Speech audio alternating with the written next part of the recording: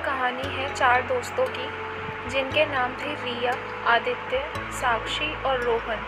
ये सभी कॉलेज के विद्यार्थी थे और एक दिन कॉलेज से छुट्टी लेकर कहीं घूमने का प्लान बना रहे थे। बहुत चर्चा के बाद उन्होंने तय किया कि वे एक पुरानी खंडर जैसी हवेली में जाएंगे, जिसे सभी लोग भूत बंगला कहते थे। वो हवेली शहर से कुछ दूर जंगल के बीचों बीच थी और लोग उसे बेहद डरावनी और रहस्यमय जगह बताते थे। लेकिन ये चारों दोस्तों का रोमांच का शौक था और वे इन बातों पर यकीन नहीं करते थे। एक दिन दोस्तों ने अपनी गाड़ी उठाई और उस खंडर हवेली की तरफ निकल पड़े। रास्ते में खूब हंसी मजाक चल रही थी और सब हवेली पहुंचने के लिए बेहद उत्साहित थे।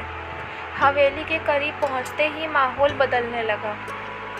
चारों ओर घना जंगल और सुनसान रास्ते ने सबको थोड़ा बेचैन कर दिया, लेकिन उन्होंने अपनी भावनाओं को दबाते हुए यात्रा जारी रखी। जब वे हवेली के सामने पहुंचे तो वह बिल्कुल वैसी ही थी जैसी उन्होंने सुनी थी। बड़ी बड़ी टूटी हुई खिड़कियां, काई लगी दीवारें और आसपास का वातावरण कुछ अजीब सा था।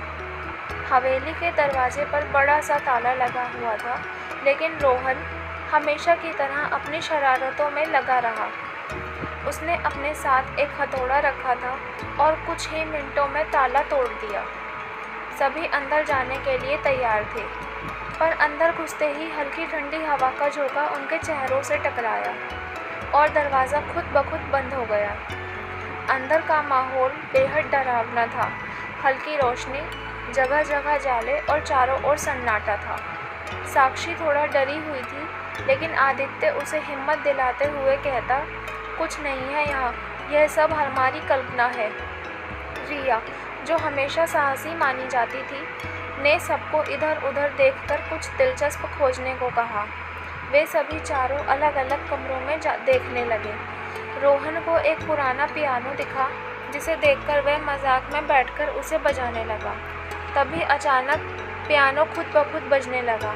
सबने देखा कि रोहन के हाथ तो कीबोर्ड से ऊपर थे, लेकिन फिर भी धुन बज रही थी। वे घबरा गए और पियानो से दूर हो गए। उसी समय साक्षी को हवेली की सीढ़ियों के पास किसी के चलने की आवाज़ आई। वह तेज़ी से चिल्लाई, कोई है वहाँ। सब उसके पास भागे, लेकिन वहाँ कोई नहीं था। साक्षी के चेहरे पर डर साफ दिख रहा था, लेकिन आदित्य ने हंसी में बात टाल दी और कहा, तुम्हारी कल्पना होगी। लेकिन बात यहीं ख़त्म नहीं हुई। कुछ देर बाद अचानक कमरे की सभी खिड़कियां जोर जोर से बंद खुलने लगी। कमरे की दीवारों पर अजीब सी आकृतियां उभरने लगी, जैसे कोई अदृश्य शक्ति उन्हें खींच रही हो। अब चारों दोस्त पूरी तरह से डर गए थे। वे समझ नहीं पा रहे थे कि क्या हो रहा है। रिया ने कहा, हमें यहाँ से तुरंत निकलना चाहिए। वे तेज़ी से दरवाजे की ओर भागे, लेकिन जैसे ही उन्होंने दरवाज़ा खोला, उनके सामने एक भयानक परछाई खड़ी थी। वह परछाई धीरे धीरे उनके पास आ रही थी। सबके पैर जैसे ज़मीन में चिपक गए हो। वे हिल भी नहीं पा रहे थे। तभी वह परछाई एक बड़े पुराने आदमी की शक्ल में बदल गई, जिसके कपड़े फटे हुए थे, आँखों में गुस्सा और शरीर से डरावनी ऊर्जा निकल रही थी। वह आदमी ज़ोर से चिल्लाया, तुम लोग यहाँ क्यों आए हो? यह जगह तुम्हारे लिए नहीं है। चले जाओ, वरना तुम भी मुझ जैसे बन जाओगे। चारों दोस्त डर के मारे पीछे हटे। रिया ने साहस दिखाते हुए पूछा, तुम कौन हो? वह आदमी धीरे धीरे बोला, मैं इस हवेली का पुराना मालिक हूँ। इस हवेली में मेरा परिवार और मैंने कई सालों तक खुशी से जीवन बिताया, लेकिन एक दिन इस हवेली में एक भयानक दुर्घटना हो गई। मेरे परिवार के सभी सदस्य मारे गए और मैं भी मारा गया। तब से मैं इसी हवेली में फंसा हुआ हूँ। यहाँ जो भी आता है वह इस हवेली का हिस्सा बन जाता है। यह सुनकर चारों दोस्तों के होश उड़ गए। आदित्य ने हिम्मत जुटाकर कहा, हम यहाँ मस्ती के लिए आए थे। हमें नहीं पता था कि यह जगह इतनी खतरनाक है। कृपया हमें जाने दो। उस आत्मा ने कुछ पल चुप रहकर कहा, यह जगह अब तुम्हारे लिए सुरक्षित नहीं है।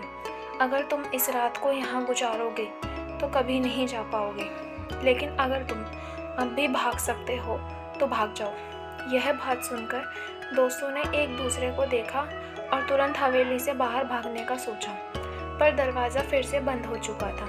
अब वे घबरा गए। रोहन ने फिर से ताले तोड़ने की कोशिश की, लेकिन यह ताला पहले से भी ज़्यादा मजबूत हो चुका था। अब उनके पास एक ही रास्ता था, हवेली के अंदर कुछ ढूंढना जिससे वे बच सकें। चारों ने मिलकर एक कमरा खोजा जहाँ पुरानी किताबें और ताबीज़ रखे हुए थे। आदित्य ने सोचा कि शायद इन ताबीज़ों में कुछ रहस्य छिपा हुआ हो। उसने एक ताबीज़ उठाया और तभी हवेली की पूरी इमारत हिलने लगी। ऐसा लगा जैसे वह गिरने वाली हो। चारों दोस्त डर के मारे चिल्लाने लगे, लेकिन तभी ताबीज़ से चमक निकली और हवेली शांत हो गई। आत्मा फिर से प्रकट हुई और बोली, यह ताबीज़ तुम्हें बचा सकता है, पर इसका इस्तेमाल सही तरीके से करना होगा। आत्मा ने उन्हें ताबीज़ दरवाजे के पास रखने को कहा। रोहन ने जल्दी से ताबीज़ को दरवाजे के पास रखा और दरवाज़ा धीरे धीरे खुलने लगा। चारों दोस्त बिना एक पल की देरी किए दौड़कर बाहर निकल आए। वे अपनी गाड़ी में बैठकर तेज़ी से वहाँ से भागे और शहर लौटे। रास्ते में किसी ने कुछ नहीं कहा, सभी बहुत डर गए थे, लेकिन वे खुश थे कि वे बच गए। उस दिन के बाद से चारों ने फैसला किया कि वे अब कभी किसी ऐसी जगह नहीं जाएंगे जहाँ कोई भूतिया कहानी हो।